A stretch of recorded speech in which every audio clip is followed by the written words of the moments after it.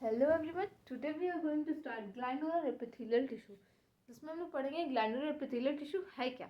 तो glandular epithelial tissue is a modified simple cuboidal and compound tissue, cuboidal and columnar tissue.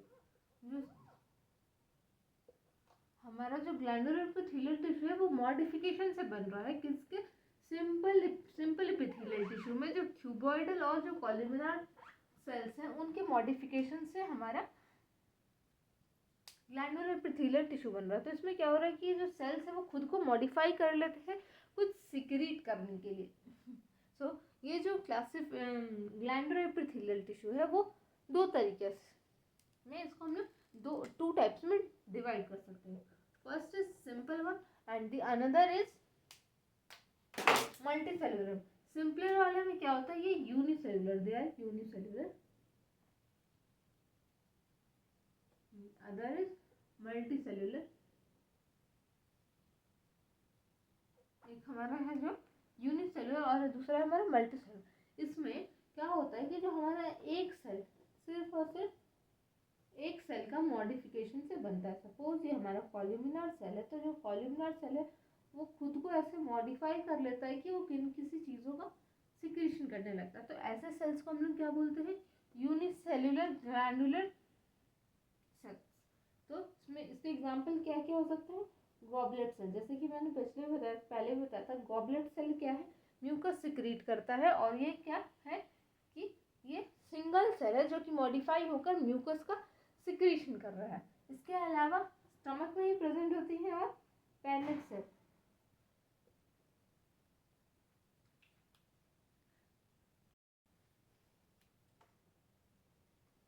Panic cell, goblet cell हमारा क्या secrete कर रहा है, mucus, और पैनिक सेल हमारा क्या कर रहा है, लाइजोजाइम्स।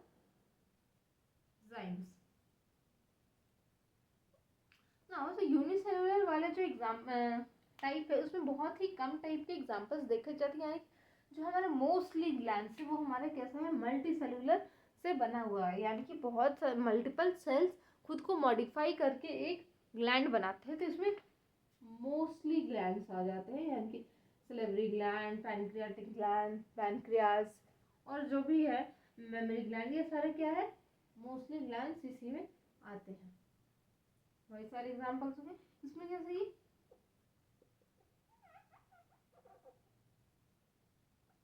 सपोज की इधर कोई सेल्स है, सेल्स यहाँ पे कॉल्यूमिनार वाले लगे हुए हैं, इधर स्क्वामस वाले लगे हुए हैं, ये सारे, और ये सब मिलके कुछ न कुछ रिलीज कर रही है। इन्हीं रिलीज से क्या हो रहा है, ग्लैंड का फॉर्मेशन हो रहा है, यानी कि मल्टीपल सेल्स मिलके किसी चीज का सिक्रीशन कर रही है, किसी एक चीज का, यानी कि यहाँ वाला ए टाइप का सेल है, यहाँ वाला बी टाइप का सेल है, यहाँ वाला सी टाइप का सेल, और ये सब मिलके कुछ ऐसा सिक्रीट कर रहे हैं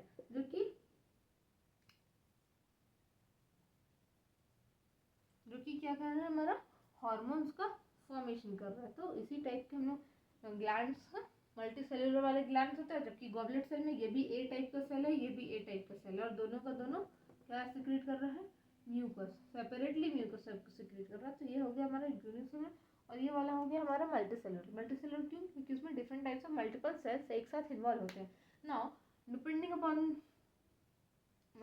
अब ये तो हमारा हो गया सेल के बेसिस पे। Now depending upon the duct present in the glands, they are divided into three different types. First is endocrine, depends upon the duct. First is endo, exo, endocrine, exocrine, and heterocrine.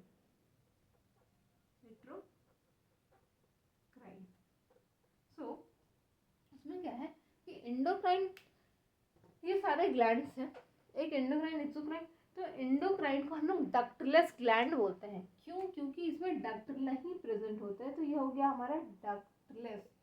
इसमें duct present होते हैं, और ये इसमें present होते हैं, नए भी हो सकते हैं। इट मीन्स ये combination of both endocrine and exocrine. It means वो वैसे ग्लैंड है जो कि डक्ट के थ्रू भी रिलीज करते हैं और बिना डक्ट के भी रिलीज करते हैं। तो अब इसमें हम डिफरेंस देख रहे हैं, बेसिकली देख लेंगे हम लोग। तो क्या है, ये हमारा डक्टलेस है, लेस है, इसमें डक्ट इसमें भी प्रेजेंट होगा ना। ये हो गया हमारा फर्स्ट पॉइंट। तो ये हमारा रिलीज कहाँ करते हैं, ये हमारा रिलीज कहाँ करते हैं, जो हॉर्मोन्स जो सिक्रीट हो रहा है वो रिलीज करते हैं हमारे ब्लड स्ट्रीम में, डायरेक्ट ब्लड स्ट्रीम में। ठीक है, इसके लिए कोई भी अलग से डक्ट प्रेजेंट नहीं होता, जबकि ये कहाँ करते हैं, रिलीज इन डक्ट में रिलीज करते हैं। ओके, और ये दोनों में करते हैं। इसका कहाँ रिलीज हो रहा है, ये तो डक्ट में भी कर सकते हैं, डक्ट के बाहर भी कर सकते हैं। ये इसका जो फंक्शनिंग है वो बहुत लार्ज डिस्टेंस तक, यानी कि ये बहुत दूर तक जाके फंक्शन करता है। जैसे कि हमारा ब्रेन से different different hormone, growth hormone, ये सारे कुछ रिलीज होते हैं, और वो कहाँ जाके हमारा फंक्शन करते हैं। ग्रोथ हार्मोन पूरे बॉडी में अलग अलग जगह पे काम करता है, जैसे कि FSH, LSH, ये पिट्यूटरी से रिलीज होकर हमारे ओवरी और ओवरीज में काम करते हैं, टेस्टिस में काम करते हैं। तो इसका जो डिस्टेंस एरिया है, मतलब कि तो जो फंक्शनैलिटी है वो उसका क्या है, बहुत ही लॉन्ग डिस्टेंस, इसका क्या है, लॉन्ग डिस्टेंस तक काम करता है। और जबकि इसका क्या है, शॉर्ट डिस्टेंस पे काम करता है। जैसे कि पैनक्रियास से रिलीज हुआ, वहीं पे इंटेस्टाइन है, वहीं पे इंटेस्टाइन में रिलीज हो रहा है, इंटेस्टाइन में ही ग्लूकोज का अब्जॉर्प्शन हो जा रहा है, HCl रिलीज हो रहा है, फूड को ब्रेक डाउन कर रहा है, पेप्टाइडेज हो रहा है जो कि प्रोटीन को ब्रेक कर रहा है। तो ये बहुत शॉर्ट डिस्टेंस में काम करते हैं, और ये उसमें भी करते हैं। और इसका एग्जांपल हम लोग देख लेंगे क्या क्या होता है। एंडोक्राइन में पिट्यूटरी, हाइपोथैलेमस लिख सकते हैं,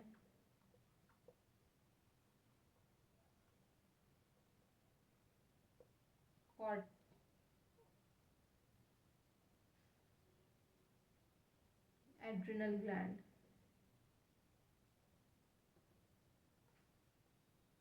थायराइड ग्लैंड, ये सारा क्या है हमारा,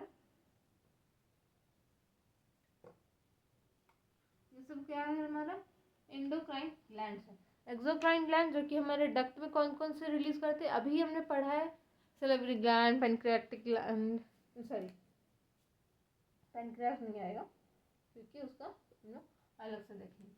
तो इसमें हम लोग देखेंगे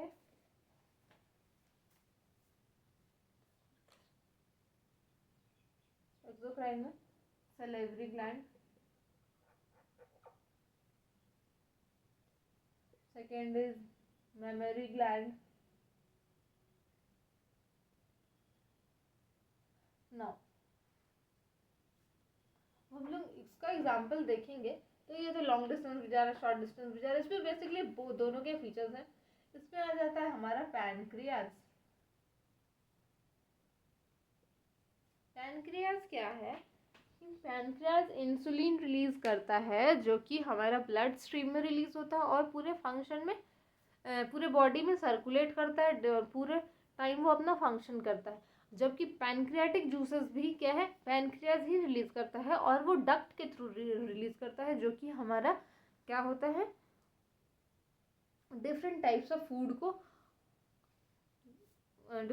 फूड को डाइजेस्ट करने में हेल्प करता है, जैसे कार्बोहाइड्रेट को, स्टार्च को, इन सब को ब्रेक डाउन करता है, डिफरेंट प्रोटीन्स को ब्रेक करता है और डाइजेशन में हेल्प करता है। तो जो हार्मोन दोनों के फीचर्स है, जो कि डक्ट में भी रिलीज कर रहा है और ब्लड स्ट्रीम में भी रिलीज कर रहा है, और ऐसे ग्लैंड्स को हम हेटेरोक्राइन ग्लैंड बोलते हैं। एक्सोक्राइन जो कि डक्ट्स में रिलीज करते हैं, उनकी स्पेसिफिक डक्ट होती है, और इंडोक्राइन के बोलते हैं जिसमें डक्ट नहीं होते हैं, वो डायरेक्ट ब्लड स्ट्रीम में रिलीज करते हैं और वो वहाँ से अलग अलग जगह पे सर्कुलेट होते हैं। इसका एग्जाम्पल टेस्टिस भी होता है, ओवरी भी होगा, टेस्टिस, ओवरी, ये सारा प्रोजेस्टेरॉन रिलीज करते हैं, एस्ट्रोजन रिलीज करते हैं, LHFS FS ये सारी चीज़ें भी रिलीज करते हैं। तो ये सारा क्या है हमारा हेटेरोक्राइन ग्लैंड। एक्सोक्राइन में सलेवरी ग्लैंड आ गया, मेमोरी ग्लैंड आ गया, और म्यूकस ग्लैंड आ गया, जैसे कि गॉबलेट सेल्स हो गए हमारे, म्यूकस ग्लैंड आ जाएगा। और भी सारे जितने भी डाइजेस्टिव ग्लैंड्स हैं,